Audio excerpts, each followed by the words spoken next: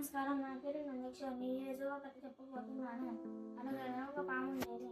పాము ప్రతి ఒక్కరిని ప్రతిరోజు కలిసేది. అందుకని ప్రతి ఒక్కరు పాము చూసి బెదురుకునేవారు. అప్పుడు పాము బాధపడేది. అప్పుడు అటుగా ఒక సాధువు పోతున్నాడు. పాముని ఆపి అడిగారు, ఎందుకు పాము ఇలా బాధపడుతున్నావంటే ప్రతి ఒక్కరు అన్ని చూసి బెదురుకునేవారు.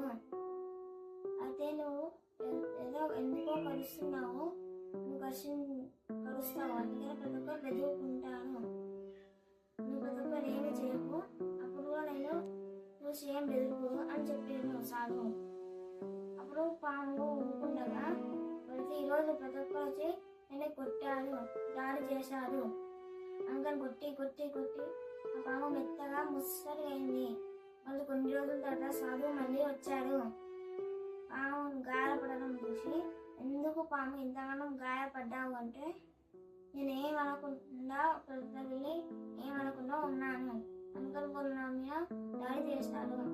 అదే పాము వేరే మీద దాడి చేయడానికి కోసం నువ్వు ఎదురు దాడి చేయొచ్చు, కానీ వాళ్ళు ఊరుకుంటే నువ్వేమో వెళ్ళి దాడి చేయాల్సిన అవసరం లేదు అని చెప్పారు. మన ఆత్మరక్షణ కోసం వేరే వాళ్ళ మీద దాడి చేసి మనం రక్షించుకోవాలి.